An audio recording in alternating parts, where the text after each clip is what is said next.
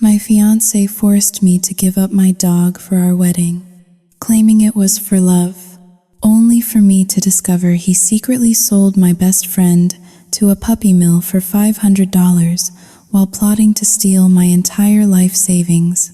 I am sitting here in what was supposed to be our dream apartment, realizing the man I slept next to for 3 years is actually a stranger who planned to use my $200,000 to pay off his parents' gambling debts and move his secret mistress into the home I paid for. He looked me in the eye and told me I was crazy for loving a dog, twisting my reality until I apologized for existing, all while he was erasing my future. Is it considered murder if the person you are grieving never actually existed, but was just a mask worn by a monster? I have the evidence right here to ruin his life and leave his entire family homeless. But my hands are shaking so hard I can barely breathe. Everyone is telling me to walk away. But how can I let him do this to someone else? What would you do? My name is Rose Miller. I am 32 years old, and on paper, I am the definition of a modern American success story. I work as a senior interior designer for one of the most prestigious firms in downtown Chicago. My portfolio is filled with minimalist penthouses and sprawling suburban estates that I have curated for people with more money than taste. I have a credit score that most people would kill for, a diversified investment portfolio, and a 2-bedroom apartment in the Gold Coast district that I bought entirely with my own money. I am independent. I am capable, but if you strip away the accolades and the designer labels, I am, or at least, I was, a woman terrified of silence. I have spent my entire adult life running from the gnawing fear that I might end up alone. That pathetic, needy part of me is exactly what Mark Peterson saw the moment he walked into my life. He did not see a strong woman. He saw a target. It was a Tuesday evening in late October. The wind was already cutting through the streets of Chicago, carrying the scent of dead leaves and coming snow. Inside my apartment, however, everything was warm. I remember standing in front of my floor-to-length mirror, smoothing out the fabric of my emerald green silk dress. Mark had told me to dress up. He said he had a surprise. You look breathtaking, Rose. Mark was leaning against the doorframe of our bedroom. He was 34, with the kind of jawline you see in razor commercials and a smile that practiced perfection. He wore a navy suit that I knew I had paid for. Technically, I had lent him the credit card to pick it up because his bonus had not cleared yet. That was a phrase I heard often. The bonus has not cleared yet. I smiled back, feeling that familiar flutter in my chest. You clean up nice yourself, Mr. Peterson. At my feet, a low thump-thump-thump rhythm began. It was Buster, my 6-year-old golden retriever. He was lying on the rug, his tail beating against the floorboards just because I had looked at him. Buster was more than a dog. He was the only reason I had survived my 20s without completely falling apart. When my mother died, he was the one who licked the tears off my cheeks. When I worked 80-hour weeks, he was the heartbeat waiting for me at the door. Mark walked over and kissed my forehead, but as he pulled away, he grimaced slightly and brushed a stray golden hair off his pristine suit jacket. We should go, Mark said, his voice tight. The reservation is in 20 minutes. He did not say goodbye to Buster. He never did. The dinner was at Alinea. It was the kind of place where the menu did not have prices and the waiters moved like ghosts. I was distracted, worrying about whether I had left the water bowl full enough for Buster. When Mark reached across the table and took my hand, the noise of the restaurant seemed to fade. He got down on one knee, right there between the tables. I remember the gasps from the other diners. I remember the diamond, a solitaire cut that sparkled violently under the ambient lighting. "Rose Miller," he said, his eyes glistening with what I thought was love, but now recognized as the thrill of closing a deal. "You are the missing piece of my life. I do not want to spend another day without you as my wife. Will you marry me?" "Yes," I choked out, tears spilling over. "Yes, of course." The restaurant erupted in applause. Champagne was poured. For the next hour, I was floating. I felt safe.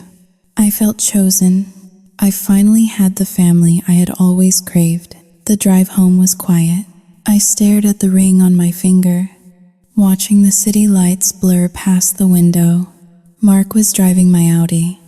He preferred it to his older sedan, and he had a small, satisfied smirk on his face. "I have been thinking about our future," Mark said, breaking the silence as we pulled into the parking garage of my building. "About where we are going to live." I turned to him, confused. "What do you mean?" "We have plenty of room in my apartment. It is a 2-bedroom. It is perfect." Mark turned off the engine and sighed. It was a heavy, patronizing sigh, the kind a parent gives a child who does not understand simple math. "Rose, honey, we are starting a family. We cannot raise children in a concrete box in the city. Besides, I found something, a house, a mansion, really, out in Lake Forest." "Lake Forest?" I blinked. That was 40 miles away. And Mark, "That is Soi Jinghao Ling, R. Jinghao Dayu. It is perfect." He interrupted, his voice gaining intensity. "It is huge. 5 bedrooms, a massive yard. And the best part, my mother can move into the guest wing. She is getting older. Rose, she is lonely. It is our duty to take care of her." My stomach tightened. I knew his mother, Margaret. She was a woman who looked at me like I was a stain on her son's lapel. She made constant, subtle digs about my family background, about how I came from new money while the Petersons were established, even though they never seemed to have any cash flow. "Mark, we have not even discussed living with your mother," I said carefully, trying not to ruin the engagement high. "And a house in Lake Forest? That sounds expensive." "We sell your apartment," he said quickly, as if he had rehearsed it. "The equity from this place pays for the down payment on the mansion. It is an investment." "Rose, press." We walked into the apartment. Buster came bounding down the hallway, a golden blur of joy, a stuffed hedgehog in his mouth. He went straight for Mark, tail wagging, eager to welcome him home. Mark recoiled. He actually took a step back and raised his knee, blocking the dog. "Down," Mark snapped. Buster froze, his ears dropping. He looked at me, confused. "Mark, do not yell at him," I said, kneeling to hug Buster. "He is just happy to see us." Mark walked to the kitchen and poured himself a glass of water. He stood there, his back to me, gripping the counter. The air in the room shifted. The warmth of the proposal evaporated, replaced by a cold, clinical tension. "That brings me to the other thing," Mark said. He did not turn around. "What thing?" I asked. Standing up, he turned slowly. His face was devoid of the joy he had shown at the restaurant. Now, he looked pained, like a martyr carrying a heavy cross. "If we move to the house, Soi Jinghao Ling, 2# is greater than if my mother moves in with us. Soi Jinghao Ling, 2# is greater than Buster cannot come." I felt the blood drain from my face. "Excuse me?" "My mother," Mark said, speaking slowly and clearly. She has severe anxiety around dogs. It is a psychological condition. Trauma from her childhood. She cannot be in the same house as a beast like that. Her throat closes up. She could have a heart attack. Rose. I looked down at Buster. He was sitting by my feet, looking up at me with those trusting, liquid brown eyes. He was not a beast. He was a soul. Mark, that is ridiculous, I said, my voice trembling. Buster is the gentlest dog in the world. He wouldn't hurt a fly. We are not getting rid of him. Mark put the glass down on the counter with a sharp clack. He walked over to me, invading my personal space. He placed his hands on my shoulders, looking deep into my eyes. I am not asking you to kill him, Rose. I am asking you to prioritize our family. My mother is family. I am your family now. This dog, Xiao Yu Jing Hao Ling, 2# is greater than it is just an animal. He is not just an animal. I whispered, think about the house. Mark pressed, his voice dropping to a seductive whisper. Think about the nursery we could build. Think about the life we could have. Are you really going to throw away our marriage? Our future? Everything we just celebrated tonight. Xiao Yu Jing Hao Ling, 2 for a dog. I looked at the diamond on my finger. It felt heavier now. A cold pit formed in my stomach. This was supposed to be the happiest night of my life, but instead, I felt like the walls were closing in. I, Xiao Yu Jing Hao Ling, 2# is greater than I cannot just give him away.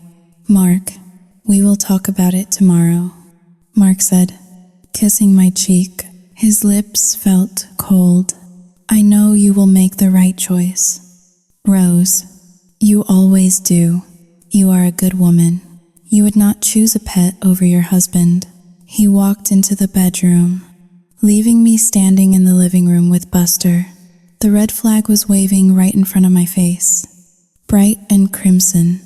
But I was so desperate to be loved, so desperate to keep the fairy tale alive, that I closed my eyes and pretended I did not see it. I sat down on the floor and buried my face in Buster's fur. He let out a soft sigh and rested his heavy head on my knee. I will not let them take you, I whispered into his ear. But even as I said it, a terrifying thought whispered back in my mind. How much are you willing to pay to keep this man? The morning sun that filtered through my bedroom blinds should have brought clarity, but instead, it illuminated the dust motes dancing in the air like tiny, suspended anxieties. Mark was already awake. I could hear the aggressive clinking of a spoon against a ceramic mug coming from the kitchen.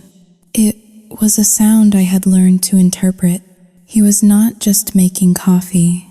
He was making a point. I walked into the kitchen, my feet bare against the cold hardwood.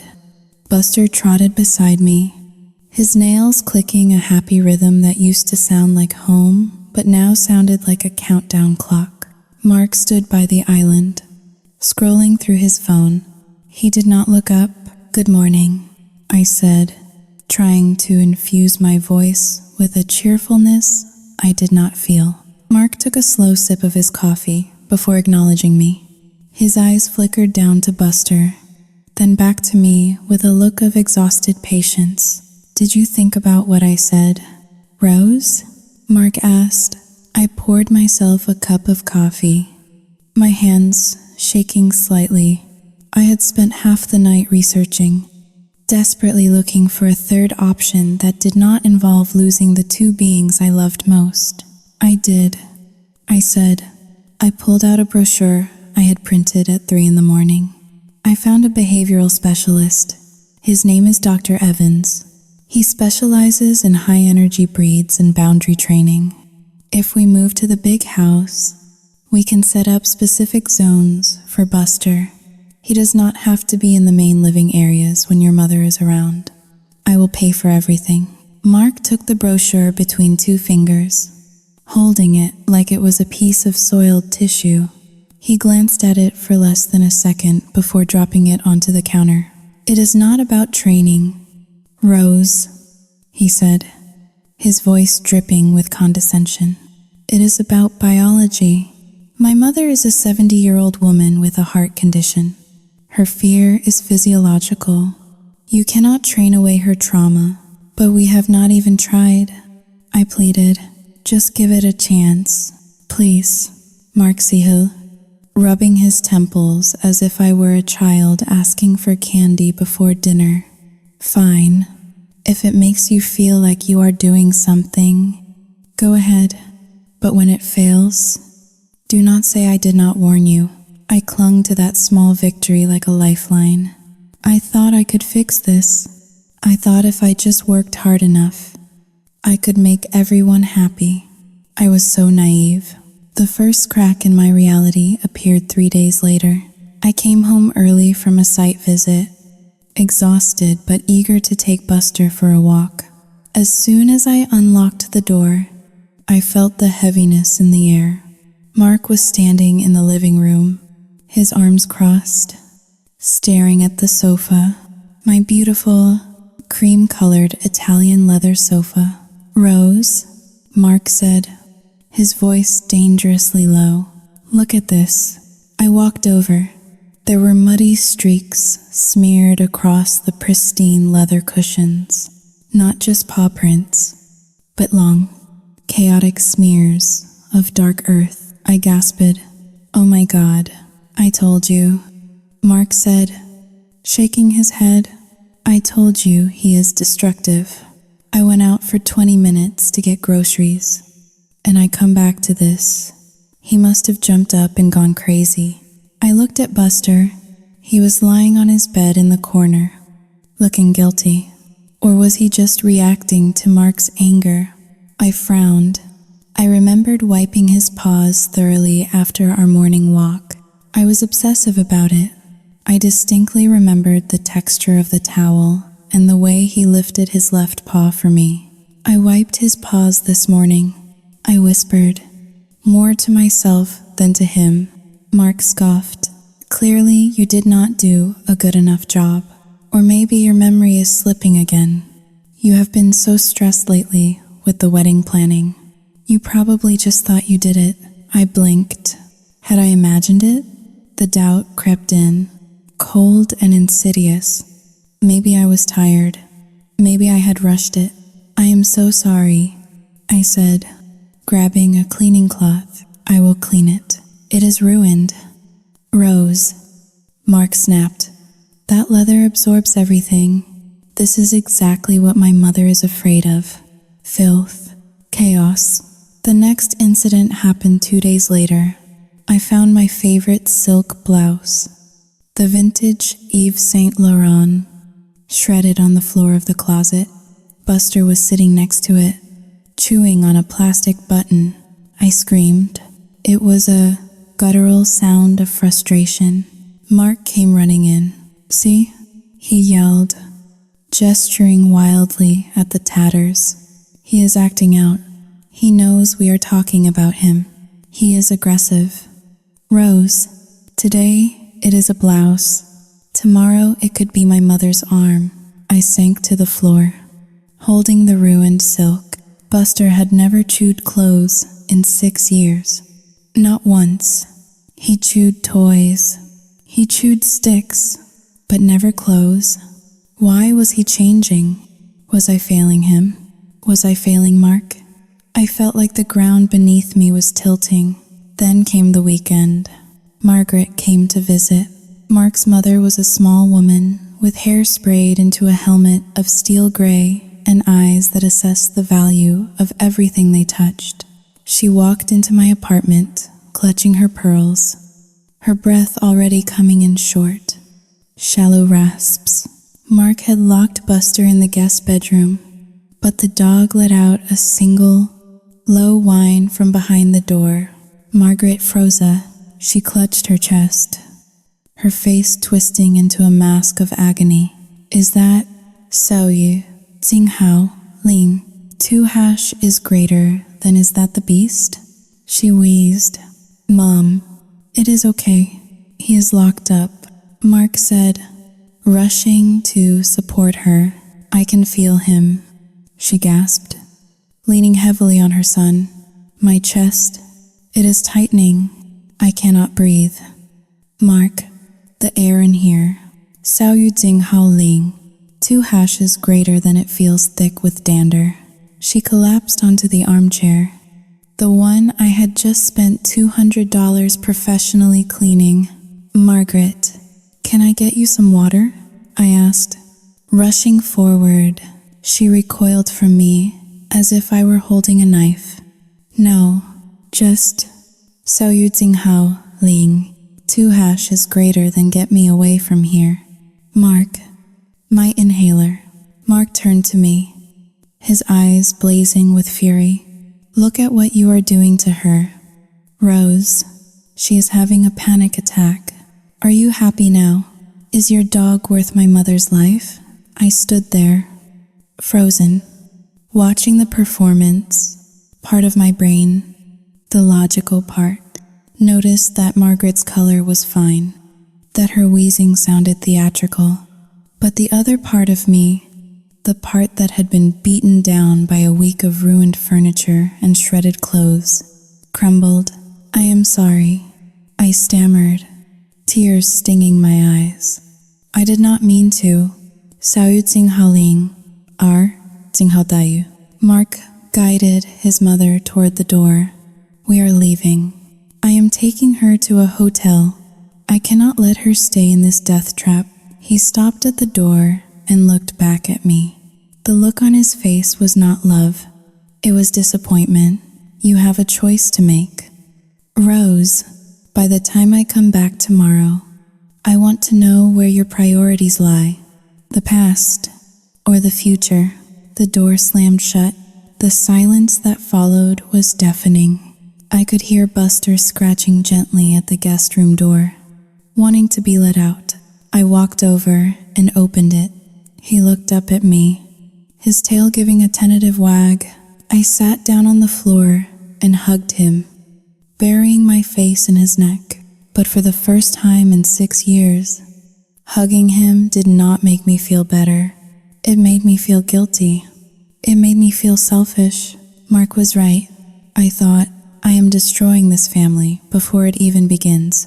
I did not know then that the mud on the sofa had been smeared by human hands. I did not know that the blouse had been cut with scissors. I only knew that I was losing my mind, and I was willing to do anything to stop the world from spinning. The invitation was for a family dinner at the Oakhurst, a steakhouse in the suburbs that smelled of old money, in Argol, and roasted meat. Mark told me it was a celebration of our engagement, a chance for his extended family to officially welcome me into the fold. But as I walked toward the private dining room at the back of the restaurant, my heels sinking into the thick crimson carpet, I did not feel like a guest of honor. I felt like a defendant walking into a courtroom. The room was dimly lit by amber sconces on the walls. A long oval table dominated the space, set with heavy silverware and crystal glasses that caught the flickering candlelight. Around the table sat the tribunal. Mark, his mother Margaret, his Aunt Linda, and 2 cousins whose names I always struggled to remember. They stopped talking the moment I entered. Rose, darling, you are finally here, Margaret said. She remained seated, offering me a cheek that smelled of lavender and something medicinal. Her skin was powdery and cold. She looked frail tonight, wrapped in a knitted shawl despite the warmth of the room. It was a stark contrast to the woman who had stormed out of my apartment just days ago. I am sorry we are late, I said, taking my seat next to Mark. Traffic on the Kennedy was a nightmare. Mark placed a hand on my knee under the table. His grip was firm, possessive. He leaned in and whispered, "Just relax. They just want to get to know you." The first course arrived, lobster bisque, but nobody seemed interested in eating. The clinking of spoons against bowls was the only sound in the room for several agonizing minutes. I could feel their eyes on me, dissecting my dress, my hair, and the invisible weight of the decision I had not yet made. So, Rose, Aunt Linda began. She was a larger version of Margaret, with the same critical eyes, but a sharper tongue. Mark tells us you are still hesitating about the living arrangements. I paused with my spoon halfway to my mouth. I lowered it slowly. It is not the living arrangements. Linda, I said, keeping my voice steady. It is about Buster. He is my family too. I have had him for 6 years. Margaret let out a long, shuddering sigh. She placed a hand over her heart and looked up at the ceiling as if asking for strength. Family, Margaret whispered, her voice trembling. You compare a beast to family. I suppose that explains a lot about your priorities. Dear, when I was your age, family meant blood. It meant sacrifice. Mrs. Peterson, I started, but she cut me off with a wave of her hand. Please, call me Margaret, if you are going to be my daughter-in-law. Though, I wonder if you truly want to be. I told Mark yesterday. I said, Mark, maybe she just does not love you enough. Maybe she prefers the company of animals because they do not require her to grow up. The words were soft, but they hit me like stones. I looked at Mark, expecting him to defend me, expecting him to say that I loved him more than anything. Instead, he looked down at his soup, his jaw tight. Mom is just emotional. Rose, Mark said quietly, not meeting my eyes. She had another episode last night. Her blood pressure spiked. The doctor said stress is literally killing her. The guilt washed over me, thick and suffocating. I looked around the table. The cousins were shaking their heads. Aunt Linda looked at me with open disdain. I was the villain in their narrative. I was the selfish city girl endangering a fragile old woman for the sake of a pet. I do not want to hurt anyone, I said, my voice cracking. I just, Saoyudzing Haling, 2 hash is greater than I do not know what to do with him. I cannot just put him in a shelter. He is 6 years old. No one adopts 6-year-old dogs. They would put him down. The room went silent. This was the opening they had been waiting for. Mark turned to me. His face softened, shifting from the stern judge to the loving partner. He took both of my hands in his. Rose, listen to me. We would never ask you to put Buster in a shelter. We are not monsters. He signaled to Aunt Linda, who reached into her purse and pulled out a photo. She slid it across the tablecloth toward me. It was a picture of a sprawling green pasture with a red barn in the distance. It looked idyllic. This is my sister Alice's place, Margaret said, her voice suddenly stronger. She lives 3 hours west of here. She has 40 acres of land, fenced in, safe. She has taken in rescue dogs before. They run free all day. Rose, they chase rabbits. They sleep in a heated barn. It is heaven for a dog like yours. I picked up the photo. It did look beautiful. Much better than my apartment. Much better than a crate in a basement. Alice? I asked. I did not know you had a sister named Alice. We do not talk much, Margaret said quickly, dabbing her dry eyes with a napkin. She is the black sheep. She prefers animals to people, just like you, actually, but she has agreed to take the dog, for Mark's sake, and for mine. Mark squeezed my hands tighter. Think about it, Rose. Buster is miserable in the city. You saw how he destroyed the sofa. He is acting out, because he is bored and cramped. At Aunt Alice's farm, he would be free. And we, Sao Yu Junhao Ling, 2 hash is greater than we could finally start our life. We could buy the house. We could have the baby. Sao Yu Junhao Ling. Dva. Baby. The word hung in the air. Mark had never spoken so directly about having a child before. My heart skipped a beat. I looked at his hopeful face, then at Margaret's expectant gaze. I realized then that this was not a negotiation. It was an ultimatum wrapped in a gift box. "Can I visit him?" I asked, my voice barely a whisper. "Of course," Mark said immediately. His smile returned, dazzling and relieved. "We can drive out there on weekends. You can see him whenever you want. It is the best of both worlds. Rose, you are not losing him. You are just giving him a better life." I looked down at the photo again. I imagined Buster running through that tall grass, his tongue lolling out, happy and free. Then I thought about the shredded blouse and the muddy sofa. Maybe Mark was right. Maybe I was being selfish, keeping him in an apartment. Maybe my love was actually suffocating him. I felt a tear slide down my cheek. I brushed it away, angrily. I wanted to be the wife Mark needed. I wanted to be the daughter-in-law Margaret accepted. I was tired of fighting.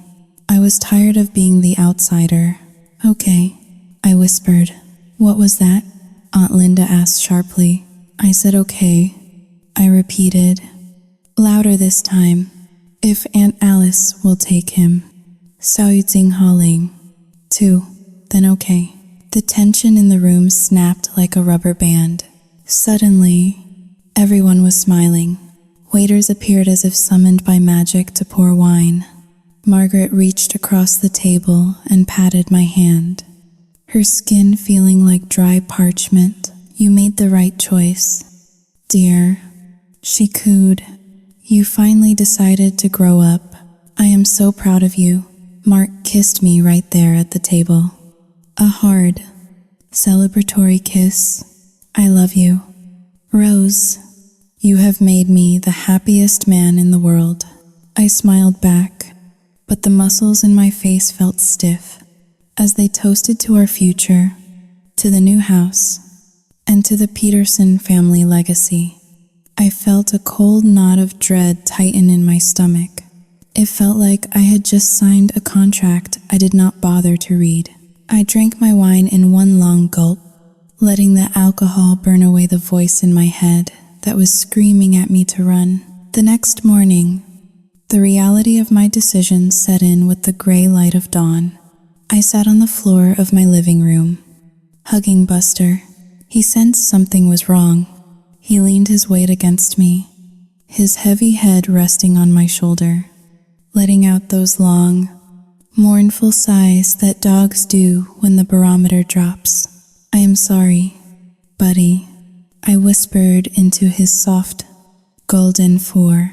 "You are going to go to a farm. You are going to chase rabbits. It is going to be great. You will see." He licked the salt from my tears off my cheek. Mark came out of the bedroom, dressed for work, looking more energized than I had seen him in months. He was whistling, "Pack his things." "Rose," he said cheerfully, grabbing an apple from the fruit bowl. "Aunt Alice is going to be in town this afternoon. She wants to pick him up early so he can get settled before dark. Today?" I scrambled up. "Mark, I thought we had a few days. I have not even said goodbye properly. Best to rip the bandage off," he said, biting into the apple with a loud crunch. "Long goodbyes just confuse the animal. And besides, the movers are coming to look at your furniture tomorrow. We need the apartment clear." He checked his watch. "I have a meeting. Have him ready by 3 o'clock. Leave the key under the mat for her." "Wait," I said. "I want to meet her. I want to be here when she takes him." "Rose, do not make this harder than it needs to be." Mark said, his voice taking on that patronizing edge again. You will be a mess. You will cry. The dog will get upset, and Alice will feel awkward. Let me handle the logistics. You go to work. Go design a beautiful kitchen for someone. When you come home, we will go out for a nice dinner. Just the two of us. He kissed me on the forehead, grabbed his briefcase, and walked out of the door. I stood there in the silence of my apartment. 3 o'clock. I had 6 hours left with my best friend. I called in sick to work. I spent the day lying on the floor with Buster. I fed him a steak I had been saving for a special occasion. We went for a long walk by the lake. Even though it was drizzling, I memorized the way his ears bounced when he trotted, the specific pattern of the white fur on his chest, the smell of him, like corn chips and rain. At 2:45 in the afternoon, I packed his favorite bed, his bag of food, and the stuffed hedgehog he loved. I wrote a 3-page letter to Aunt Alice, detailing his feeding schedule, his fear of thunderstorms, and how he liked to be scratched right behind the left ear. At 2:45, I put his leash on. He wagged his tail, thinking we were going for another walk. I am sorry, I choked out. I am so sorry. I could not do it. I could not be there when he was taken away. Mark was right about one thing. I was weak. I was a coward. I left the key under the mat. I left Buster in the hallway with his things. I kissed his nose one last time, and then I ran. I ran to the elevator, tears blinding me. I could hear him barking as the doors closed. A confused, rhythmic bark. Woof, woof. The sound echoed in the shaft as I descended. It was the sound of betrayal. I sat in a coffee shop across the street for 2 hours, staring at the entrance of my building, waiting to see a woman with a truck come and take him. But I never saw anyone. I just sat there, my phone clutched in my hand, waiting for a text from Mark saying it was done. At 5 o'clock, the text came. He is with Alice. He is fine. Stop worrying. I love you. I stared at the screen. I should have felt relief. I should have felt happy that my marriage was secure.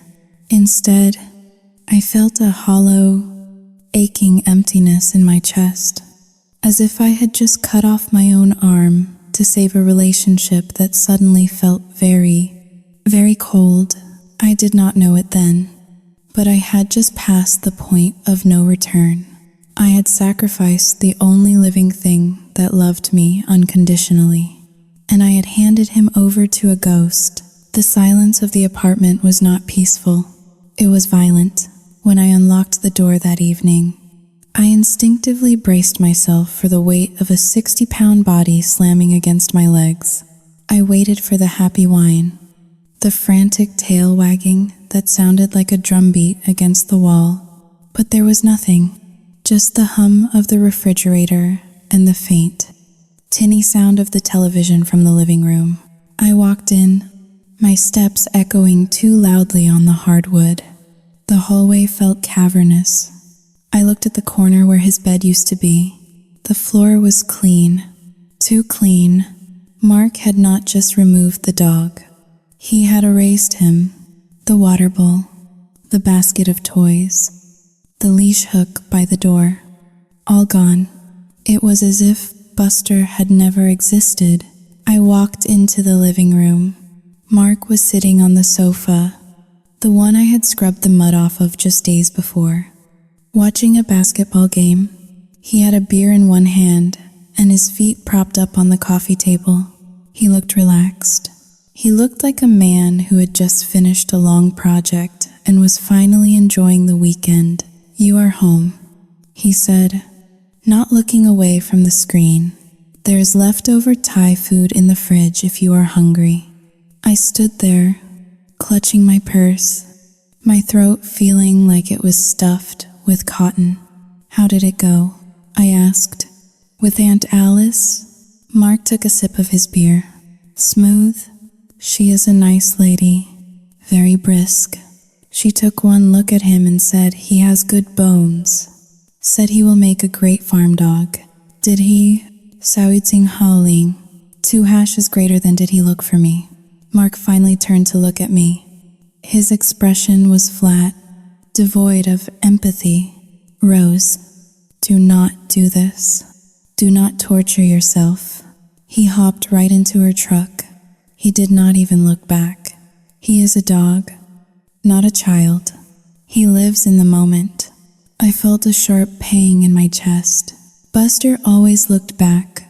Always. Can I call her? I asked, dropping my purse and sitting on the edge of the armchair. I just want to thank her, and maybe hear how he is settling in. Mark Seahill. A long, exaggerated sound of irritation. He paused the game. Rose, it has been 3 hours. Let the woman breathe. She drove 3 hours to get here and 3 hours back. She is probably asleep. I just want her number. Mark, I will not call tonight. I will call tomorrow. I do not have it on me, he said dismissively, turning back to the television. It is in my old phone contact list. I will dig it up later. You arranged the pickup today. You must have texted her. Mark slammed the remote down on the cushion. The sudden violence of the movement made me flinch. Why are you being so obsessive? He snapped, his voice rising. I handled it. I solved the problem. I saved our relationship. I saved my mother's health. And I found a paradise for your mutt. And instead of saying thank you, Mark, or I love you, Mark, you are grilling me like I am a criminal. You are being hysterical. Rose, hysterical, the word hung in the air like a slap. I am not hysterical. I said, my voice trembling, I am grieving. I just gave away my best friend. You are acting like a child. He sneered.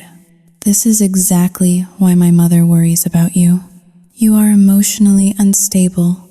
If you are going to be this dramatic over a dog, how are you going to handle a baby? How are you going to handle real life? He stood up and loomed over me. I need a wife who is an adult. If you are going to sulk and cry and make me the bad guy, then maybe we need to rethink this wedding. Maybe you are not ready for the life I am offering you. The threat paralyzed me. The fear of losing him, of the wedding being canceled, of being alone again, seized my throat. I shrank back into the chair. I am sorry, I whispered, the words tasting like ash. I am just sauiting howling. 2 hashes greater than tired. Then go to sleep, he said coldly, and stop talking about the dog. It is done. I went to the bedroom, but I did not sleep. I lay in the dark, staring at the ceiling. The silence was deafening. Every creak of the building sounded like Buster's paws. I reached out to the empty spot on the rug where he usually slept, my hand grasping at nothing but cold air. Something was wrong. The feeling started in my gut. A cold, slithering snake of suspicion. He did not even look back. That was a lie. I knew it in my bones. And why would not Mark give me the number? Why was he so defensive? I needed someone sane. I needed someone who was not inside this suffocating bubble with me. I grabbed my phone and went into the bathroom, locking the door and turning on the shower to drown out my voice. I dialed my sister, Sarah. Sarah was the opposite of me. She was a divorce attorney in New York, a woman who ate sharks for breakfast and had a heart made of Kevlar. She picked up on the second ring. It is 11 o'clock on a Tuesday. Rose, either someone is dead or you are having a crisis. He made me give up Buster. I choked out, sliding down the bathroom wall until I hit the cold tiles. What? Sarah's voice sharpened instantly. Who made you? Mark? The golden boy? His mother is allergic. Psychologically allergic. They made me send him to a farm. Mark's Aunt Alice took him. Rose? Slow down, Sarah commanded. Start from the beginning. Who is Aunt Alice? I told her everything. The mud on the sofa, the shredded blouse, the ultimatum, the sudden pickup today while I was gone, the way Mark refused to give me the phone number. When I finished, there was a long silence on the other end of the line. Rose, Sarah said, her voice dropping an octave, sounding deadly serious. I need you to listen to me very carefully. Does Mark have a sister? No, he is an only child. Does his mother have a sister? Yes. She said her name is Alice. The black sheep lives on a farm 3 hours west. Okay, Sarah said. And you have never met her? Never seen a picture of her, other than a photo of a barn? Sauiting Holling, due cancelletto, è maggiore di no. And Mark will not give you her number? He said it is on his old phone. Rose, Sarah said, that is a lie. Nobody organizes a logistics pickup without a current contact number. And nobody drives 6 hours round trip for a stranger's dog without speaking to the owner. What are you saying? I asked, my heart hammering against my ribs. I am saying that I have been a divorce lawyer for 10 years. I know when a man is cleaning house. Sarah paused. Send me the address of this farm. Ask him for the address. Tell him you want to send a thank you card. If he refuses, or if he stalls, Saoyu Jing Haoling, Coxie, Rose. I think something bad has happened. He would not hurt Buster, I said, tears streaming down my face. He loves me. He is doing this for us. He is doing this for control. Sarah snapped. I am going to run a background check on the Petersons. All of them, tonight, but you need to find out where that dog is. Because my gut tells me Aunt Alice does not exist. I hung up the phone. I sat on the bathroom floor, the steam from the shower filling the room, but I felt freezing cold. I looked at myself in the mirror. My eyes were red, my face blotchy. Sarah was wrong. She had to be wrong. She was cynical. She saw the worst in everyone. Mark was my fiancé. He was the man who held my hand at the movies. He was the man who wanted to build a nursery. But as I turned off the shower and unlocked the door, the doubt was no longer a snake. It was a monster, consuming me from the inside out. I walked back into the bedroom. Mark was asleep, snoring softly. His phone was on the nightstand, glowing faintly as it charged. I stood over him, watching him sleep. For the first time, his face did not look peaceful to me. It looked like a mask that had been set down for the night. I needed to know. I needed to find Aunt Alice. Because if Sarah was right, Saoyu Haoling, 2 hash is greater than if Buster was not on a farm chasing rabbits. Saoyu Haoling, R. Jinghao Dayu. Then I was sleeping next to a monster. The phone call that ended my life. Or at least, the life I thought I was living. Came at 10 in the morning. I was sitting at my desk at the design firm, staring blindly at a blueprint for a kitchen island, my hand hovering over a mouse that I had not moved in 20 minutes. It was Sarah. I found him, she said. Her voice was not triumphant. It was flat, heavy with a kind of pity that made my stomach turn over. Is he at the farm?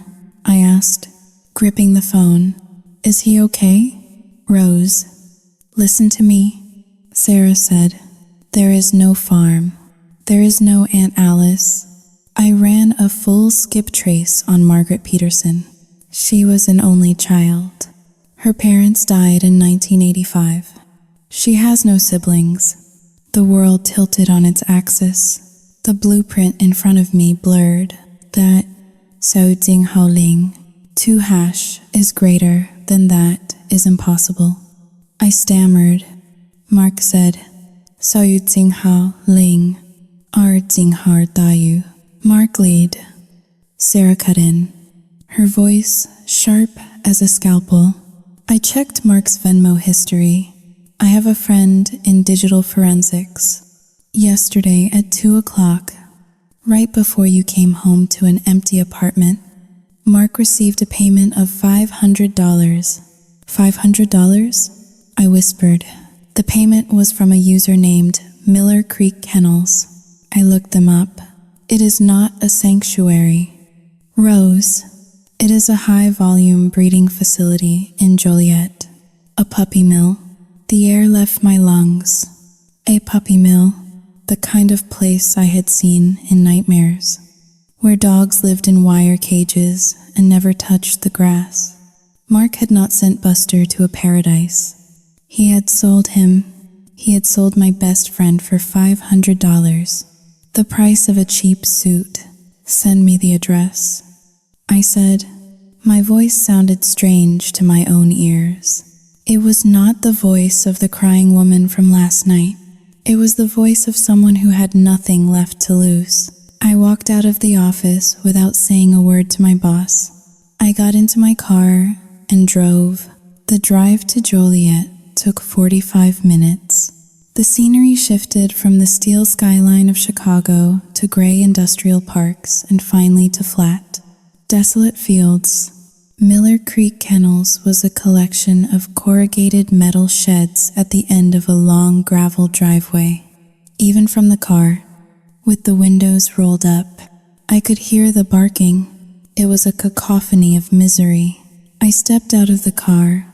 The smell hit me instantly.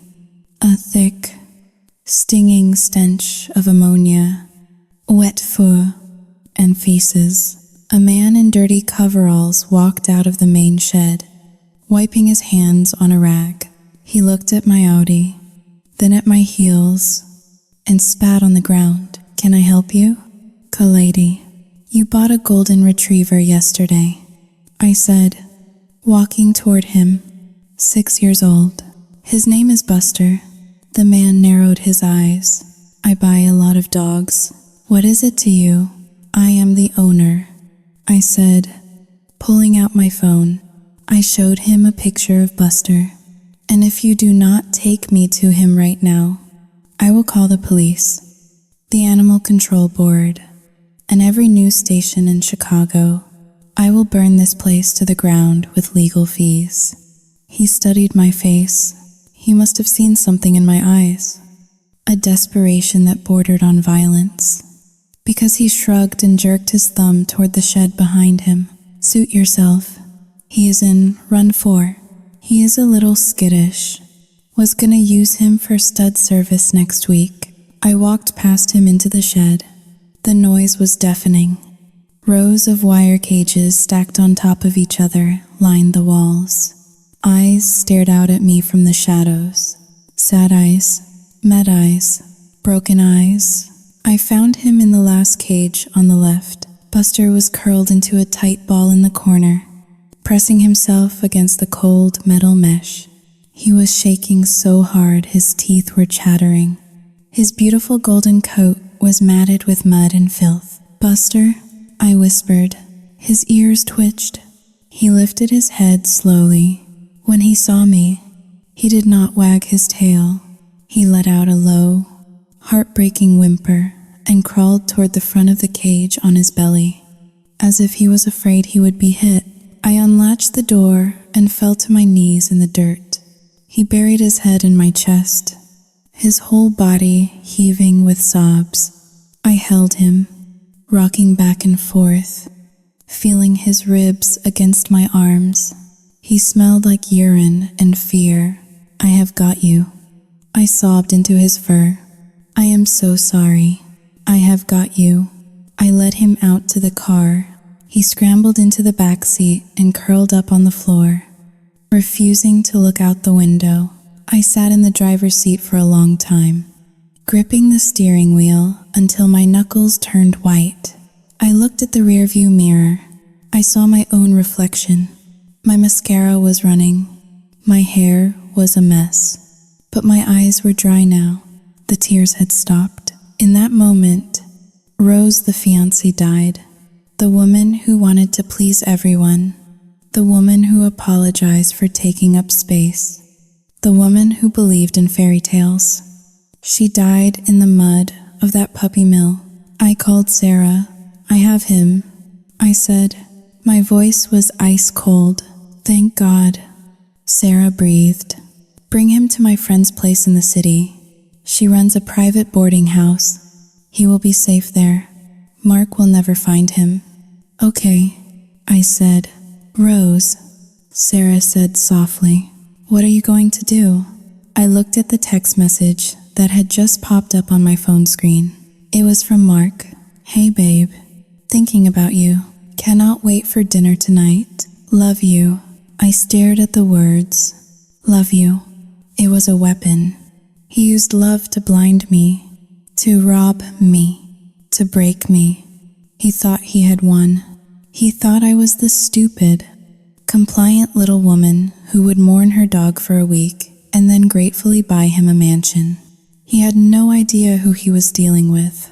I am going to go home. I told Sarah, Rose, you cannot go back there. He is a sociopath. I have to go back. I said, starting the engine. We have a house to buy. We have a wedding to plan. Sao yu ting hao ling. Coxie, Rose. He took my dog. Sarah. He tried to break my spirit. If I leave now, I just walk away. But if I stay, Sao yu ting hao ling. 2# is greater than I watched the gray sheds of the puppy mill fade in the rearview mirror. If I stay, I can take everything from him. I can make him feel exactly as small and helpless as he made Buster feel. You are scaring me, Sarah said. Good, I replied. Then maybe I will scare him too.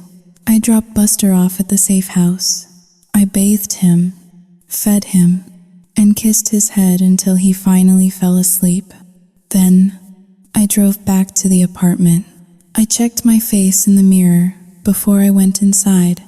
I fixed my makeup. I put on a smile. It was a porcelain smile. Hard, shiny, and completely fake. I unlocked the door. Mark was in the kitchen, cooking pasta. He turned and smiled at me. That dazzling, perfect smile. Hey, honey, how was work? I walked over to him. I put my arms around his neck and kissed him. I tasted the wine on his lips. I felt his heart beating against my chest. A steady, confident rhythm of a man who thought he was untouchable. It was great. I lead, looking straight into his eyes. I was just thinking, Sao Jing Ha Ling, 2# is greater than you were right. About everything. The dog, the house. I am ready to move forward. Mark, let us send the deposit for the mansion. Mark's eyes lit up with greed. He hugged me tight. I knew you would come around, he whispered.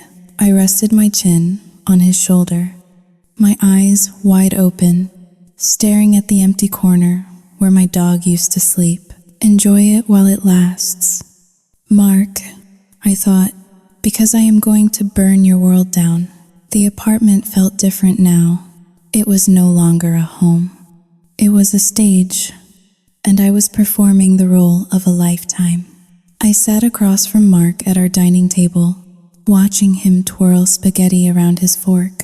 He ate with a robust, satisfied appetite, the kind that belongs to a man who believes he has successfully conquered his world. I took a sip of wine. It was a dry Cabernet that tasted like copper in my mouth. Every time I looked at his hands, those manicured, capable hands, I saw the wire cage. I saw the dirt floor of the puppy mill. I saw him handing over $500 in exchange for the soul of my best friend. So, Mark said, wiping tomato sauce from his lip with a napkin. I called the realtor. They are thrilled you are finally on board. They were actually about to put the house back on the market, but I convinced them to hold it for us. I told them my fiancé just needed a little moment to process the change. He smiled at me, a benevolent king forgiving a foolish subject. I forced the muscles of my face to lift into a smile. It felt brittle, like it might crack and bleed at any second. You were right, Mark, I said softly. I was being selfish. I see that now. A house in Lake Forest is a much better investment for our future. And your mother? Saoyuting Haoling. 2 hashes greater than she deserves to be comfortable. Mark reached across the table and squeezed my hand. His skin was warm. It made my flesh crawl. I am proud of you. Rose, it takes a big person to admit when they are wrong. Mom will be so relieved. She was really worried about your mental state. You know, she thought you were having a breakdown. I lowered my eyes, staring at the white tablecloth. Oh, I was having a breakdown. Mark, just not the one you think. I just want to make this work. I said, I want to build that nursery you talked about. Mark's eyes gleamed. He stood up, energized.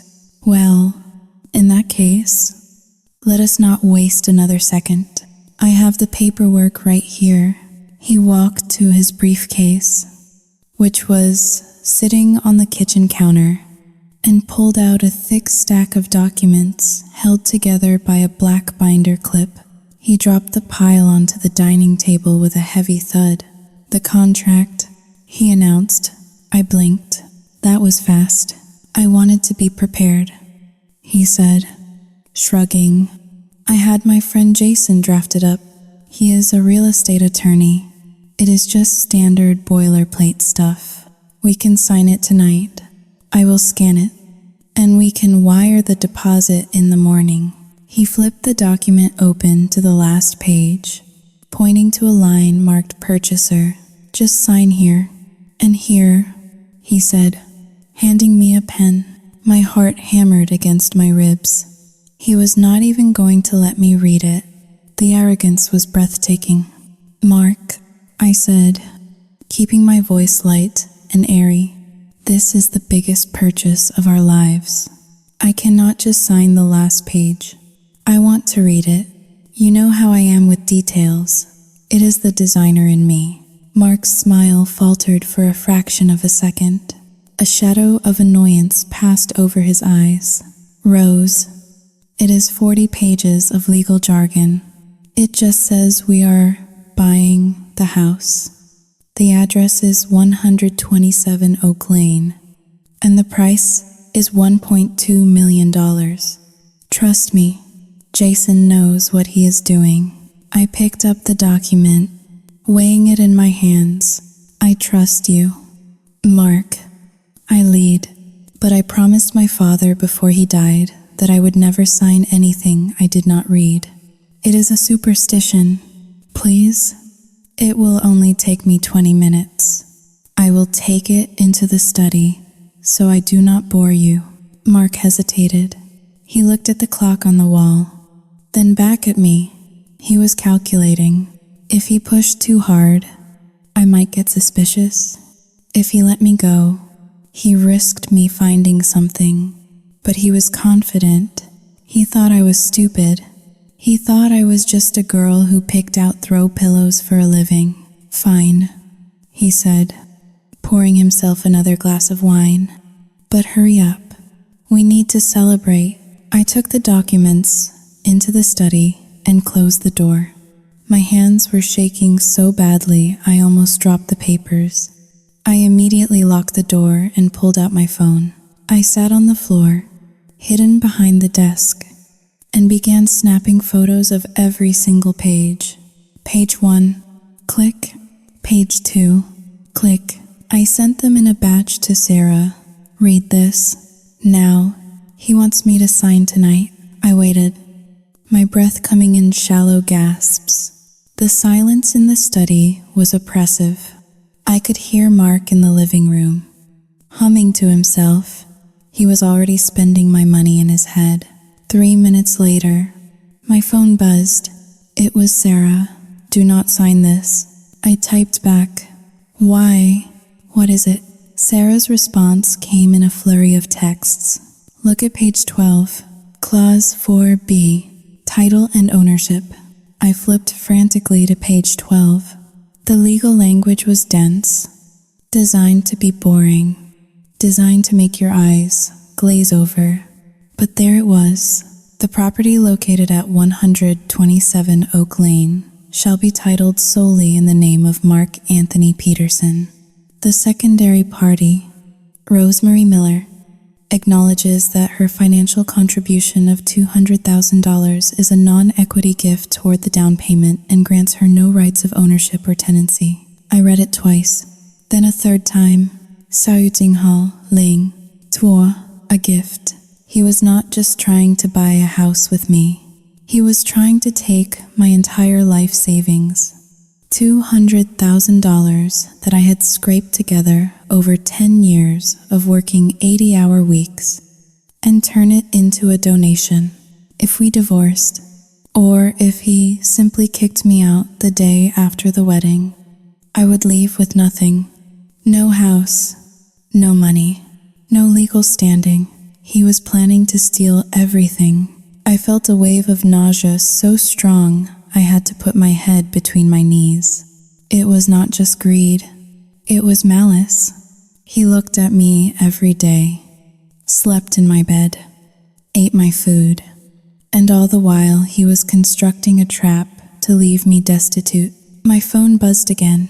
"Sarah, he is trying to screw you. Rose, legally and financially. If you sign that, you are gifting him the down payment.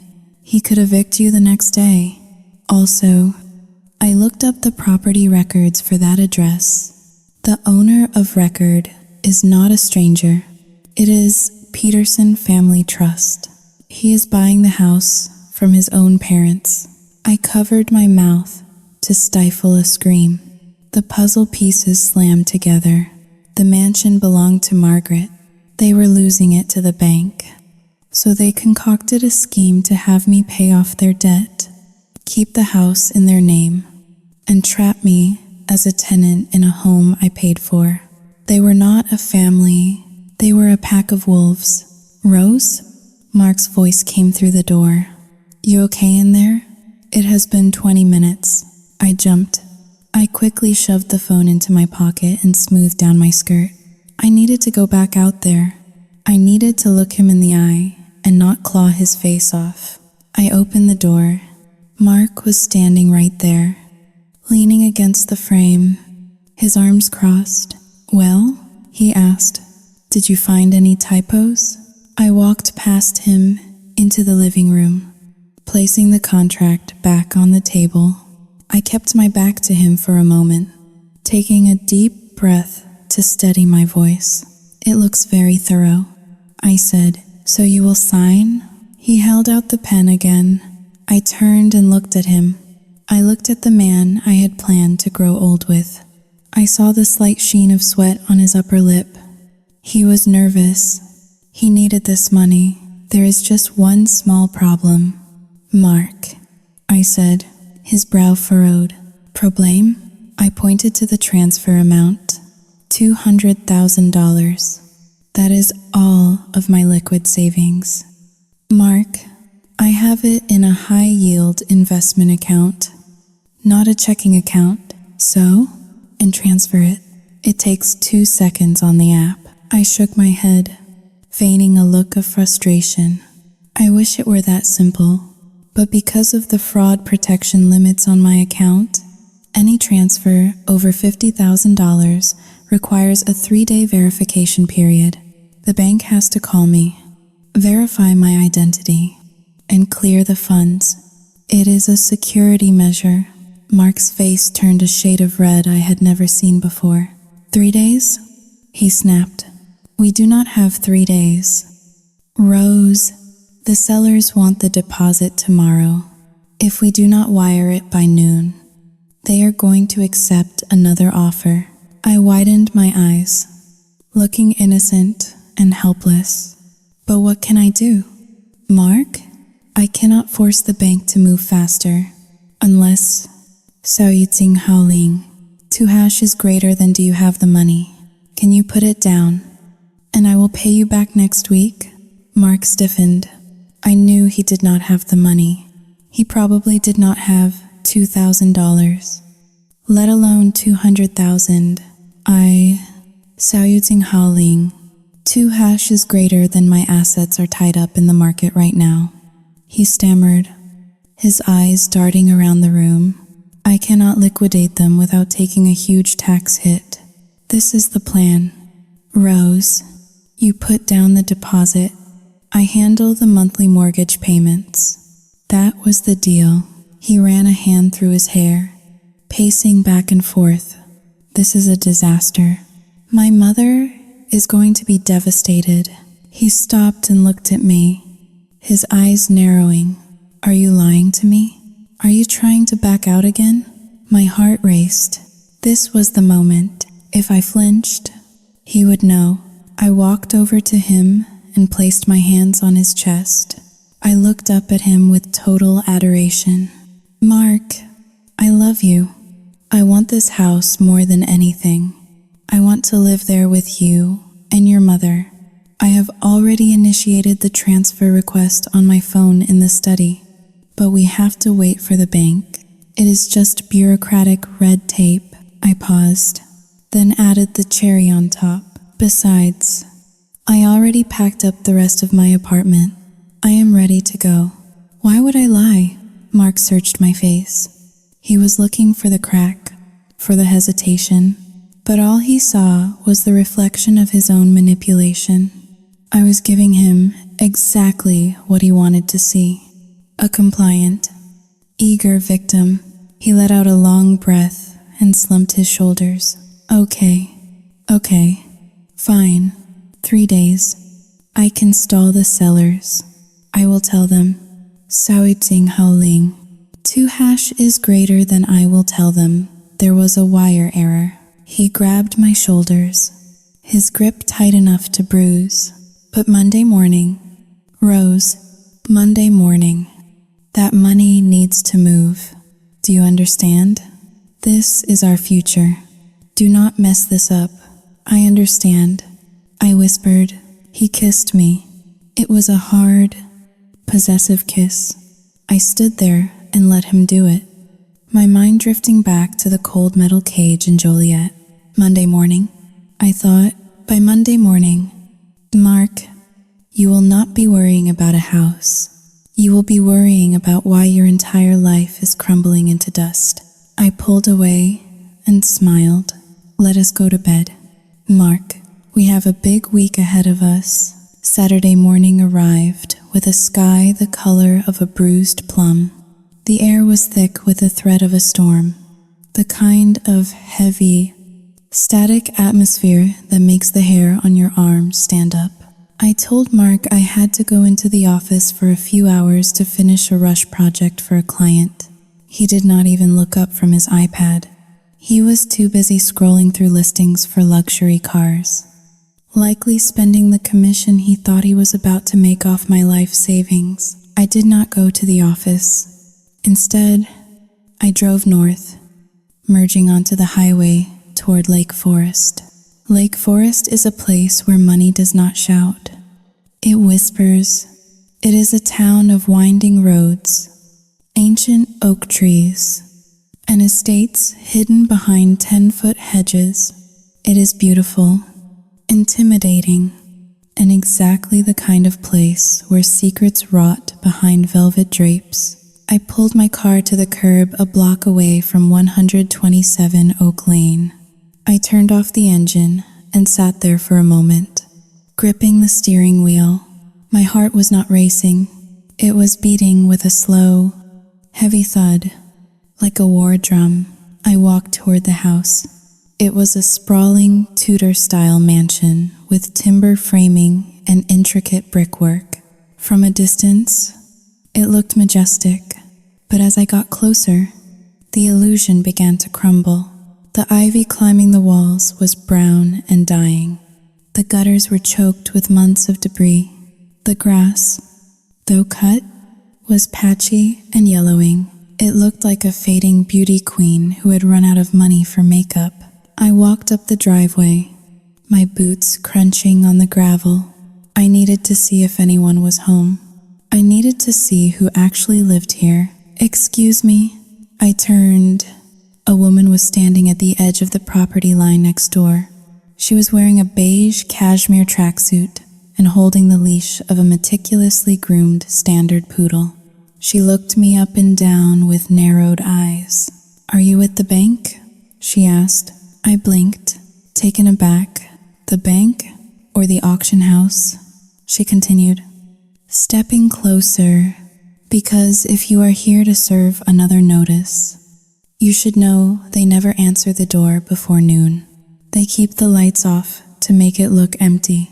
I forced a polite smile. "No, I am not with the bank. I am actually Sayuting Haling. 2 hash is greater than looking at the property. I was told it might be for sale." The woman let out a sharp, barking laugh. "For sale? Honey, this house has been in pre-foreclosure for 6 months. The Petersons have been trying to offload it since last winter, but nobody will touch it with the liens they have on it." The name hit me like a physical blow. The Petersons. "So, Margaret Peterson lives here?" I asked, keeping my voice steady. "Margaret and her husband, Frank," the woman said, leaning in as if eager to share the neighborhood gossip. "Though Frank has been hiding out mostly gambling debts. If you believe the rumors, they are desperate. I heard the sheriff is scheduled to come for an eviction in 30 days if they do not come up with the arrears." She paused, looking at me with a sudden flash of pity. "Wait, are you a buyer? Did they try to sell this to you?" I swallowed hard. "They offered it to me for $1.2 million. The woman's eyes widened. 1.2? This place was appraised at $600,000 last year, and that was before the basement flooded. They are trying to rob you blind. Sweetheart, run, run far away." I thanked her and walked back to my car. I sat in the driver's seat, staring at the house. It was all a lie, every single word. The dream home was a sinking ship. They were not moving Margaret in with us because she was lonely. They were moving us in with her because they were about to be homeless. They were going to take my $200,000, pay off the bank to stop the foreclosure, and then we would all be trapped in this decaying mausoleum together. I would be the tenant, the maid, and the bankroll while they lived off my labor. I drove back to the city in a trance. The rage was gone, replaced by a cold, clinical clarity. I felt like a coroner examining a corpse. The relationship was dead. Now, I just needed to determine the cause of death so I could sign the death certificate. I stopped at a liquor store on the way home and bought a bottle of Macallan 18-year scotch. It cost $300. It was Mark's favorite, an investment. I told myself. When I got home, the apartment smelled of Mark's cologne. He was in the living room, watching golf. "I brought you a surprise," I said, setting the bottle on the coffee table. Mark's eyes lit up. "Macallan 18? Wow, what is the occasion?" I sat down next to him, close enough to smell the stale coffee on his breath. "I was just thinking about how stressful this week has been." I lead, running a hand up his arm. "You have worked so hard to make this deal happen. You deserve to relax. We both do." Mark smiled, that arrogant, self-satisfied smile that I used to mistake for confidence. "You are right, babe. I have been carrying a lot of weight. It is nice to see you finally appreciating that. I poured him a glass, a generous one, then another. I sipped my own drink slowly, barely wetting my lips, while Mark drained glass after glass. The alcohol loosened his tongue. He started talking about the future, but his mask was slipping.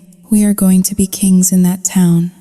Rose, he slurred, gesturing with his glass. Those snobs in Lake Forest. Sao Tsing Hao Lin. 2 hashes greater than they think they are better than us. But once we have the house, Sao Tsing Hao Ling. 2 hashes greater than once we have the cash flow. Sao Tsing Hao Ling. 2 hashes greater than we will show them. We? I asked softly. Me and you, and my mom. It is all about legacy. Rose, you do not understand, because Sao Tsing Hao Ling. 2 hashes greater than well. Your family was different, but the Petersons, Sao Tsing Hao Ling. 2 hashes greater than we are meant for greatness. He laughed, a cruel, wet sound. You are lucky I picked you. You know that most guys, Sao Tsing Hao Ling. 2 hash is greater than they want a model, or 20-something. But I saw potential in you. I knew you could be molded. I gripped my glass so hard I thought it might shatter. Molded, like clay, like a dog being trained. By 10 o'clock, Mark was passed out on the sofa. His mouth was open, and a line of drool ran down his chin onto the expensive throw pillow. He looked pathetic. I waited 5 minutes to make sure he was deep in the sleep of the heavily intoxicated. Then, I reached into his pocket. His phone was warm. I knew the passcode. 4488. His birthday. Of course it was his birthday. I unlocked it. The screen was bright in the dim room. I navigated to his text messages. There were the usual threads. His mother, his lawyer friend Jason, a few buddies. But then I saw it. A thread pinned to the top, under the name Project Alpha.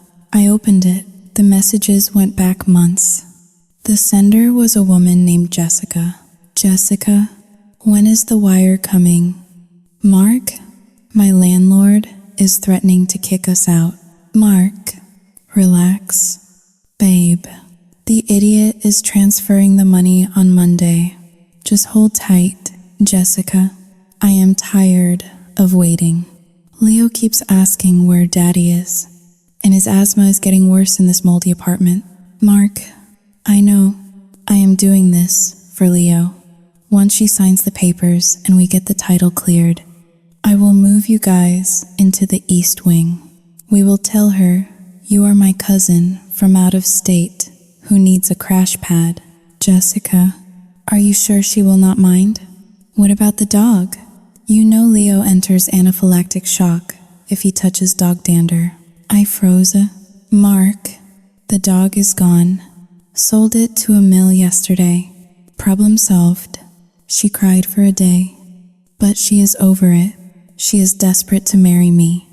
She will believe anything I say. Jessica, good. I do not want that beast near my son. Just make sure the check clears before you dump her. Mark, I am not going to dump her. Jess, we need her income. She makes 6 figures. She is going to pay the mortgage, cook the meals, and clean the house. You and I get the master suite. She can stay in the guest room once we are married. It is the perfect setup. I dropped the phone on the rug. I felt like I was going to vomit. It was not just cheating. It was not just theft. It was slavery. He intended to marry me, steal my money, move his mistress and secret child into my home, and turn me into a live-in servant to support them all. And the dog, Sao Tsing Hao Ling. 2 hash is greater than Buster did not have to leave because of Margaret. He had to leave because Mark's secret son had allergies.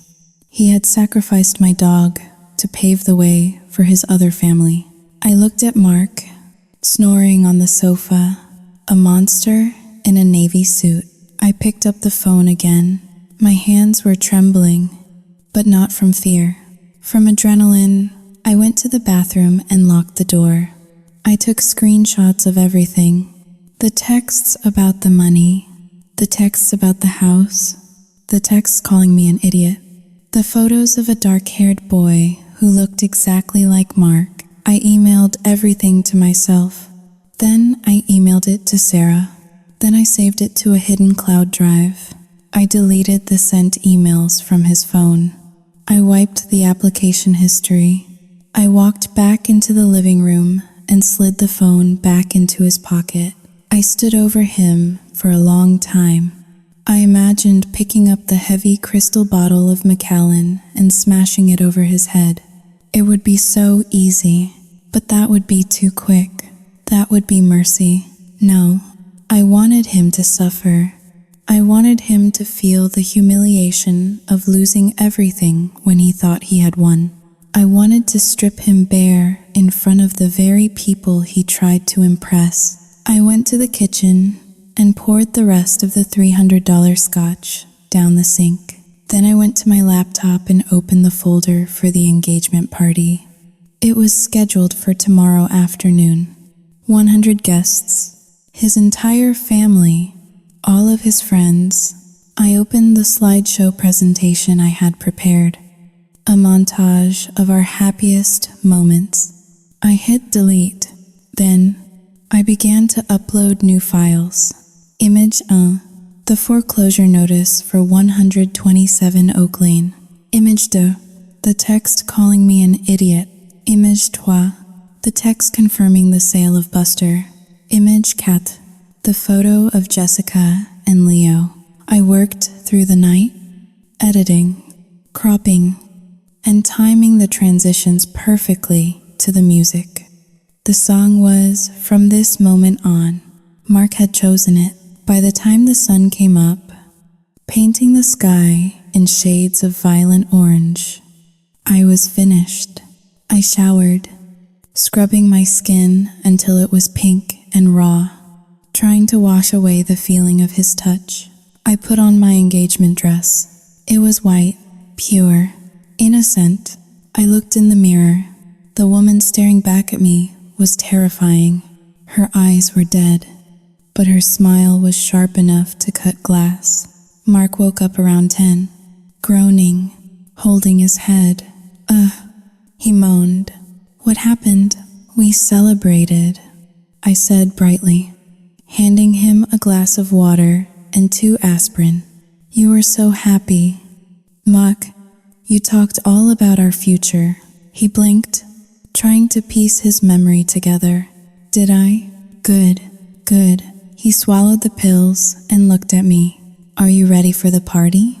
Mom is going to be there early to supervise the caterers. I am ready, I said. I have never been more ready for anything in my life. Mark smiled, unaware that he was looking at his executioner. Let us go knock them dead. Babe, oh, we will. Mark, I thought, we definitely will. The banquet hall at the Drake Hotel was a sea of cream, silk, and fresh hydrangeas. It was the kind of venue that cost more for a single evening than most people earned in a year. And naturally, I had paid for every single cent of it. The chandeliers overhead cast a golden, flattering light on the 150 guests who buzzed around the open bar, oblivious to the fact that they were attending a funeral, not a celebration. I stood near the entrance in my white cocktail dress, a glass of sparkling water in my hand, watching the Peterson clan circulate. They moved like sharks in a reef.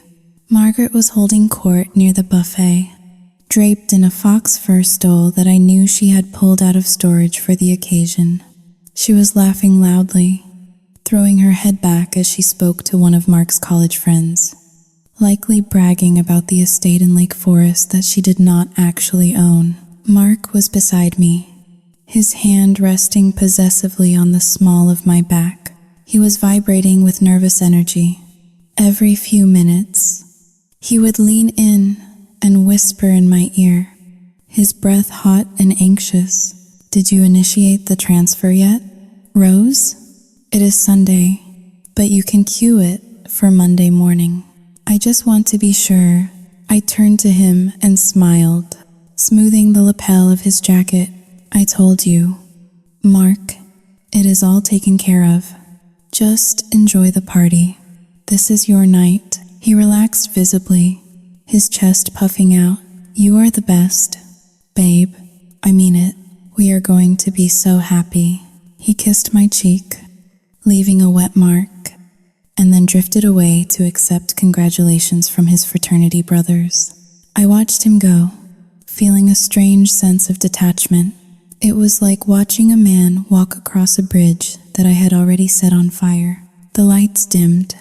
The chatter in the room softened as the MC, a slick man in a tuxedo whom I had hired for $500, stepped up to the microphone.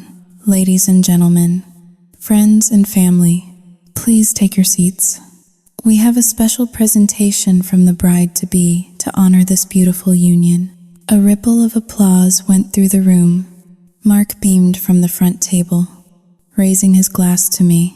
Margaret clapped politely, her eyes scanning the room to make sure everyone was watching her son. I walked up the 3 steps to the small stage. The spotlight hit me, blindingly bright. I adjusted the microphone stand. I looked out at the sea of faces. I saw Sarah in the back corner. Near the exit, she gave me a barely perceptible nod. Behind me, the massive projector screen descended from the ceiling. Thank you all for coming, I said. My voice was steady, magnified by the speakers. It echoed slightly in the high-ceilinged room. Tonight is about truth. It is about the foundation of a marriage. Mark and I have been through a lot to get here. We have made sacrifices. I have made sacrifices. And I wanted to share with you all exactly what went into building this. Soyudzing Holing. Deux dièse est supérieur à empire. I pressed the clicker in my hand. The room filled with the opening chords of Shania Twain's From This Moment On. Mark's favorite song. He smiled, looking touched. The first image appeared on the screen. It was not a photo of us kissing in the park. It was a high-resolution scan of a legal document. The header was bold and undeniable. Notice of default and intent to foreclose. Below it, the address, 127 Oak Lane. The borrower names, Frank and Margaret Peterson. The outstanding debt, $1.4 million. A confused murmur rippled through the crowd. Someone chuckled nervously, thinking it was a joke. Mark's smile froze. He squinted at the screen. I clicked again. The music swelled romantically. The next slide was a screenshot of the text conversation between Mark and Jessica. I had highlighted the specific messages in red.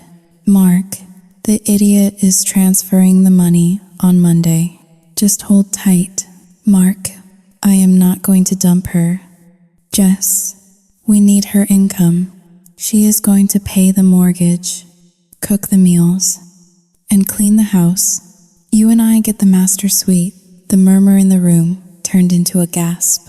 A glass shattered somewhere in the back. I looked at Mark. He was standing up now, his face drained of all color. He looked like a ghost. He opened his mouth, but no sound came out. Rose, he croaked. I clicked again. The photo of the little boy, Leo, appeared. The resemblance to Mark was uncanny. Next to it, the text, Mark, I am doing this for Leo. Once she signs the papers, Soyudzing Holing, 2 is greater than we will tell her you are my cousin. Margaret let out a shriek. It was a sharp, piercing sound. She clutched her chest, looking around wildly at her friends, who were now staring at her with open mouths. Rose, "Turn it off," Mark yelled, stumbling toward the stage. "Turn it off right now." I did not turn it off. I pressed the button for the video. The music cut out abruptly. The sound that replaced it was the high-pitched, frantic barking of 100 dogs. The video from the puppy mill played. It was shaky, grainy footage, but clear enough. It showed Mark standing in the mud, handing a wad of cash to the man in the dirty coveralls. Then, the camera zoomed in, not on Mark, but on the cage behind him, on Buster, my Buster, cowering in the filth, shaking, looking at Mark as he walked away. The audio from the video played over the speakers. "Man, you sure you do not want to say goodbye? Mark, just get rid of it. I got my money." The silence that fell over the banquet hall was absolute. It was heavy and suffocating. Even the air conditioning seemed to stop humming. I looked down at Mark. He had stopped halfway to the stage. He was staring at the screen, his hands trembling. He knew that everyone in this room, his boss, his clients, his neighbors, had just seen his soul, and it was rotten. I leaned into the microphone. "I would like to propose a toast," I said, my voice cutting through the silence like a blade, "to Mark Peterson, a man who sells his fiancé's dog for $500, a man who steals his wife's life savings to pay his parents' gambling debts, a man who plans to move his mistress into my home." I raised my glass of sparkling water. "The wedding is off. And Mark," he looked up at me, his eyes wide with terror. "The wire transfer for Monday?" I canceled it. I dropped the microphone. The sound of it hitting the stage floor was a thunderclap. Thud, pandemonium erupted.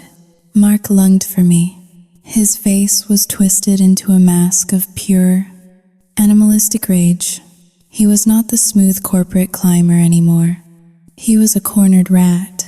"You bitch," he screamed, scrambling up the stairs. "You ruined everything." He reached for my throat, but he never touched me. Two large men in dark suits, security guards Sarah had hired, stepped out from behind the curtains. One of them caught Mark midair, tackling him to the ground with a bone-crushing impact. "Get off me," Mark howled, thrashing against the floor. "Do you know who I am?" Margaret was screaming in the background. She had collapsed onto a chair, fanning herself, wailing about her heart. But nobody was rushing to help her this time. Her friends were backing away, clutching their purses, looking at her with disgust. I stood over Mark as the security guard pinned his arms behind his back. Mark looked up at me, his lip bleeding, his suit jacket torn. "Why?" he spat, tears of frustration streaming down his face. "Why did you do this here? Why not just leave?" I looked down at him, feeling absolutely nothing. No love, no hate, just a cold, clean emptiness. "Because, Mark," I said softly, so only he could hear, "you took my voice. You made me doubt my own mind. You made me think I was crazy for loving a dog." I leaned closer. I wanted to make sure that when you tell your side of the story, there is nobody left who will believe you. I turned and walked down the stairs. The crowd parted for me like the Red Sea. Nobody said a word. They just stared, eyes wide, witnessing the aftermath of a natural disaster. I walked past Aunt Linda, who was sitting with her mouth open. I walked past the cousins. I walked past Mark's boss, who was already on his phone, likely calling human resources. I reached the exit where Sarah was waiting. She was holding a leash. At the end of the leash was Buster. He was clean. He was groomed. He was wearing a blue bow tie. When he saw me, he let out a bark that sounded like pure joy. He pulled against the leash, his tail wagging so hard his whole body shook. I fell to my knees, right there in the doorway of the Drake Hotel. Buster tackled me, licking my face, whining, burying his head in my neck. I held him tight, breathing in his scent. He was safe. I was safe. Let us go home, buddy, I whispered. I stood up, took the leash from Sarah, and walked out of the hotel. I did not look back at the chaos I had left behind. I stepped out into the cool night air of Chicago, and for the first time in months, I could breathe. The silence in Sarah's guest room was heavy, but it was not the suffocating silence of my apartment. It was the quiet of a battlefield after the cannons have finally stopped firing. I sat on the edge of the bed, still wearing my white engagement dress, though now it felt more like a shroud than a celebration.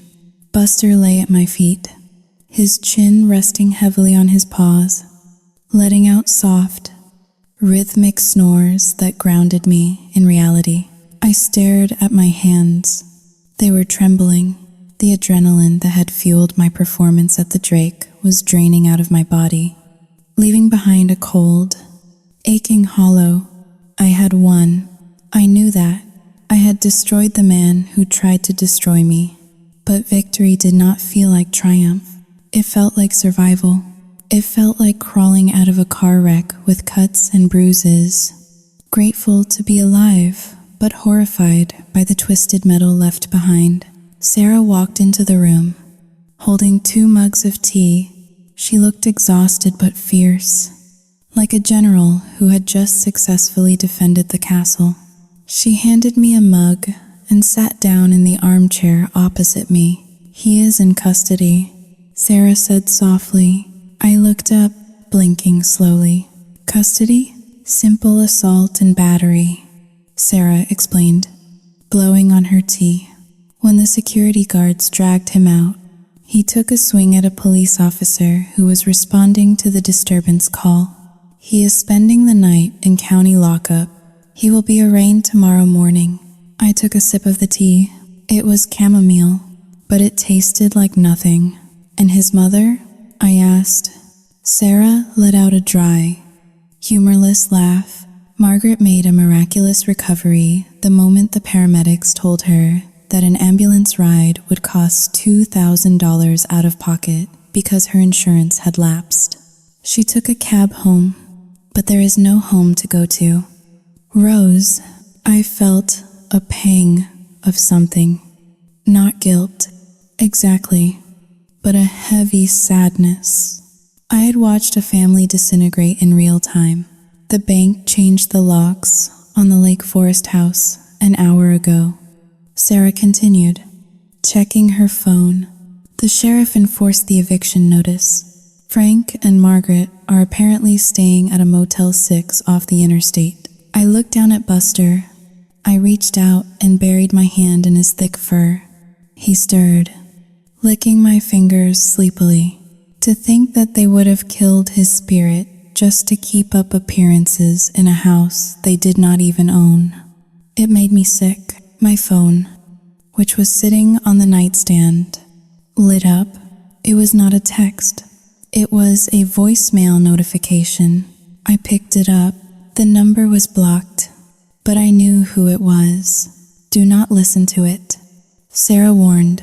"I have to," I whispered. I pressed play and held the phone to my ear. The voice was Mark's, but it was unrecognizable. It was thick with tears and alcohol, a desperate, slurring mess. "Rose, Seo Jinghal Ling, Goxi. Rose, please. You have to help me." Jessica locked me out. She saw the video. Someone sent her the video. She said she does not want a broke loser. She will not let me see Leo. "Rose, I have nowhere to go. My mom is screaming at me. My boss fired me via text message. I lost everything. Please. Rose, we can fix this. I love you. I only did it for us." I ended the call. I stared at the black screen. I only did it for us. Even now, at rock bottom, he was still lying. He was still trying to manipulate reality to fit his narrative. He did not love me. He loved the safety net I provided. He loved the reflection of himself he saw in my eyes. I deleted the voicemail. Then, I blocked the number. I felt a sudden urge to get the dress off. I stood up and unzipped the white fabric, letting it pool on the floor like a shed skin. I kicked it away. I walked into the bathroom and turned on the shower, making the water as hot as I could stand. I stood under the spray for a long time, scrubbing my skin until it was red. I wanted to wash away the feeling of his hands on my waist. I wanted to wash away the memory of the past 2 years. I had spent so much time building a life with Mark. I had chosen paint colors. I had named our future children. I had compromised my own instincts again and yet again, chipping away pieces of myself to fit into the mold he created. And for what? To be a bank account? To be a nursemaid? I stepped out of the shower and wrapped myself in a thick towel. I looked in the mirror. My face was pale, my eyes shadowed. I looked older. I walked back into the bedroom. Sarah had turned down the lights. "You should sleep," she said gently. I climbed into the bed, pulling the duvet up to my chin. Buster jumped up immediately, curling his heavy body against my legs. His warmth was the only real thing in the world. "Sarah," I said into the darkness. "Saoyud Singh Haling, 2 hash is greater than, yeah? I feel Saoyud Singh Haling, 2 hash is greater than empty. I should be happy. I dodged a bullet, but I just feel sad. That is the price of the truth." "Rose," Sarah whispered. "It hurts before it heals, but at least the cancer is cut out. Now you just have to recover from the surgery." I closed my eyes. I listened to the sound of the city outside, the sirens, the cars, the life moving on without me. I thought about Mark in a jail cell. I thought about Margaret in a cheap motel.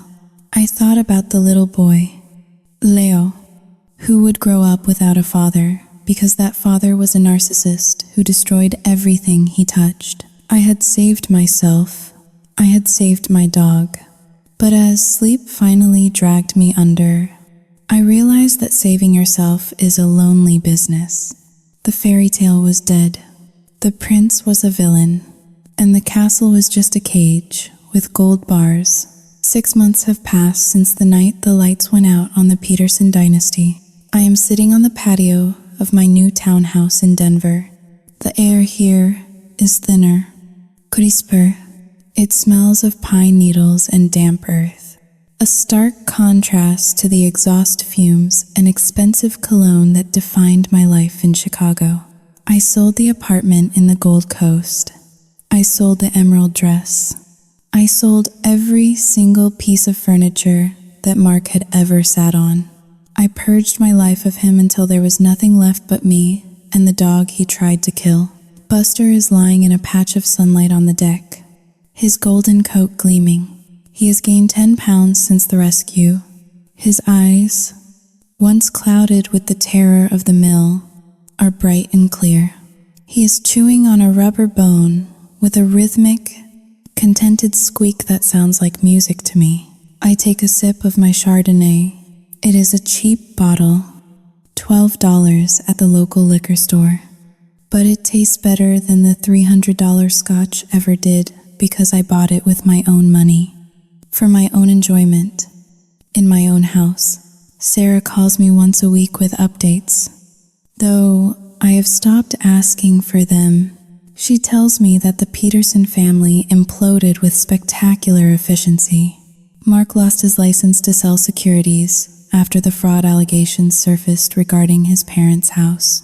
He is currently working as a shift manager at a car rental agency near O'Hare Airport. He lives in a studio apartment above a garage. And Jessica, the mistress with the secret son, Left him the moment the money dried up. Margaret is living in a state-subsidized senior facility. Sarah told me she spends her days telling anyone who will listen that she used to be a socialite, that she was robbed by a vindictive ex-daughter-in-law. Nobody believes her. I look at the mountains in the distance. I used to think that love was a frantic, desperate thing. I thought it was the anxiety of checking a phone, the knot in the stomach when a tone shifted, the constant need to prove I was worthy of being kept. I thought love was a performance. I look down at Buster. He stops chewing and looks up at me. He wags his tail once, a slow, heavy thump against the wood. He does not want anything from me. He does not need me to be richer, under friends, or more compliant. He just wants to be near me. That is love. It is not breathless. It is quiet. It is boring in the most beautiful way possible. My phone buzzes on the glass table. I pick it up. It is a number I do not recognize, but the area code is Chicago. I open the message. Rose, please. I am sleeping in my car tonight. It is freezing. I know I messed up, but we had something real. You cannot just throw away 3 years. I miss you. I miss us. Please just call me. I stare at the words. A year ago, this text would have broken me. I would have felt guilty.